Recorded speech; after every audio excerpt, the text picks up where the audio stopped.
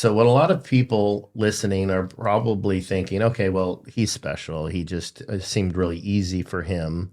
Um, and I don't believe that to be true because although you have a confidence that you have in this industry, you had to have doubts, you had to have difficulties about your ability to achieve 2 degrees and with a math minor.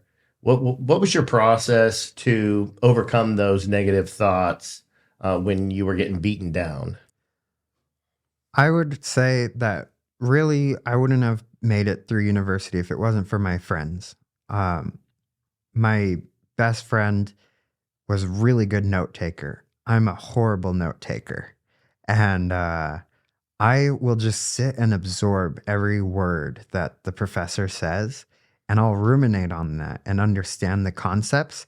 But then when it comes to an exam, I have to rebuild all the concepts from scratch, which works. But when you're under time pressure, it's not so great.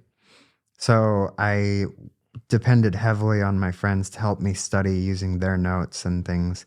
And we would do little study sessions right before an exam and sit at a whiteboard and run through just theoretical problems. And I would be able to build up from nothing just based on what the professor had told me, nothing being no notes. Hmm.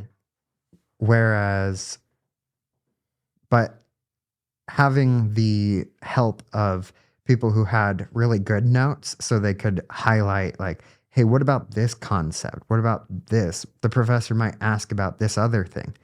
I knew the concepts but I didn't have them in a nice list where I could quickly reference and be like, oh yeah, that thing also will might come up. So I really think that I wouldn't have made it if it wasn't for my friends. So you work for Tesla. You mentioned that earlier.